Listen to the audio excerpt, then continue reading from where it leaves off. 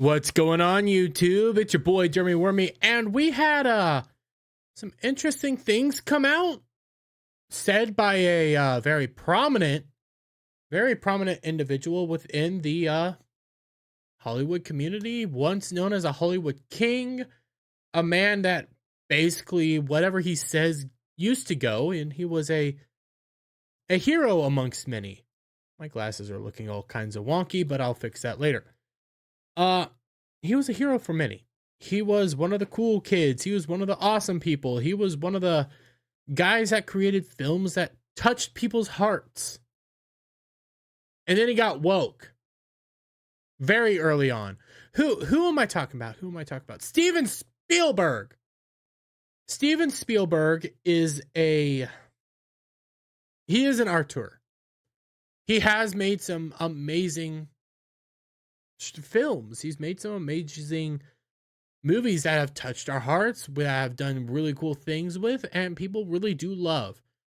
He's now gone insane, but it's starting to look like he's trying to backtrack a little bit. Because we had this. Steven Spielberg rejects the idea of updating movies for new audiences. No film should be revised based on the lessons we know are either voluntary or being forced to peer through. No film should be revised. He basically is saying, hey, we shouldn't go back and change our movies. We made our movies for a certain time, for a certain way, for a certain thing. We shouldn't go back and just retroactively change these things because maybe we've changed our mind on certain ideas. Maybe we think differently or something like that. No, keep them. Now, Steven, you did, and most of this is also centered around his response, the response he got for changing E.T., even though he changed it back, and nobody's really liked it since. What it is, though, is something we've been dealing with a lot nowadays, is retroactively changing past projects. Taking words out of James Bond. Changing James Bond for a modern audience. Changing Charlie and the Chocolate Factory for a modern audience. Changing Dr. Seuss for a modern audience. Changing things for a modern audience isn't good. And he's actually speaking out about it. So I say, hey, good for you for speaking out about it. Where were you when, you redid West Side Story. Didn't add, subtitles for the Spanish-speaking parts, which ended up leading your movie to fail miserably. Remember that. That is something that he did. But back to this. It seems the audiences are not the only ones who have grown tired of being treated like children, as veteran film director Steven Spielberg has voiced his staunch opposition to Hollywood's penchant for updating its past works for modern audiences. The Fabelmans director shared his opinions on the increasingly common phenomena during a recent appearance on the Time 100 Summit. This scares the shit out of me just alone. An event meant to celebrate the publication's centennial by hosting leaders from the global Time 100 community to spotlight solutions and encourage action towards a better world as we look ahead to the next century. That there just scares the shit out of me. I know that's off topic, but that literally just scares me. Back to the main topic, though. Speaking at length about his approach to filmmaking, Spielberg was at one point asked by moderator and former Time editor-in-chief Edward Felsenthal, Edward, we're just going to call him Edward.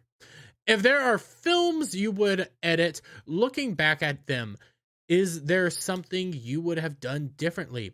Particularly in light of his notorious decision to digitally replace the guns held by government agents chasing Elliot and his alien friend with walkie-talkies, and the 2002 20th anniversary re-release of E.T. the Extraterrestrial, to which the director quickly admitted that was a mistake. Yes, it was. Why was it a mistake? Because I remember that edition. I remember the OG edition. I was too young to actually care at the time, but looking back and thinking about it, it shows something. It shows that you don't care about these projects, that you don't care about the fans of these projects, and the change hurt him. It hurt the trust that people had with him. It did damage. Changing just a minor thing, just small thing. Let's. I get it. Taking the guns out looks weird. Keep the guns in, but let's take this a step further. Who shot first in Star Wars? Was it Han Solo or was it Greedo? Han Solo shot first in the original cut. Why? Because it shows that he's a man of action. He doesn't take any shit, and he's a rugged dude that's going to do what he needs to do. Oh, in the remake, they have Greedo shoot first, and now he's shooting in self-defense. It changes the character. He's no longer this rough dude that's going to do what he needs to do and doesn't really care. He's now, oh, I'm just defending myself. That's what these changes do. I never should have done that, said Spielberg. E.T. is a product of its era. No film should be revised based on the lens we know are either voluntarily or being forced to peer through. E.T. was a film that I was sensitive to the fact that the federal agents were approaching kids with firearms exposed, and I thought I would change the guns into walkie-talkies. But that was because years went by and I changed my own views, he explained. I should have never messed with the archives of my own work, and I don't recommend anyone do that. All our movies are a kind of signpost of where we were when we made them, what they would what the world was like, and what the world was receiving when we got those stories out there. So I really regret having that out there. I 100% agree, and I get it. He's more focusing on re-editing movies, re-changing books, things of that nature, censoring. But this also implies for remakes of movies, remakes of shows, remakes of anything. Don't censor things out. Keep it all. Just show the world what it was, what we had, where we were. That actually shows good art. I just had Huck Finn. I think it's Huck Finn. I could be getting it wrong. Words were said in Huckleberry Finn. Keep it, warts and all. You gotta keep it. It shows you how far we have come. One of my favorite books is To Kill a Mockingbird. Besides Beowulf. I love Beowulf, but To Kill a Mockingbird is a fantastic book. And in it, they say words you're not supposed to say on YouTube. Words you can't say, you know? But what was the importance of those words? Where did it show us? Where did it come from? It shows us the dichotomy of people. Where the main characters, and I cannot remember the main characters' names. I need to read that book again. I loved it when I read it the first time. But it shows one group of people who were framing the black man, really, really hated him. While the other group of people were trying to defend him, were trying to defend a black man, looked at him and saw nothing more than a normal person. That's the difference. It showed dichotomy in the world.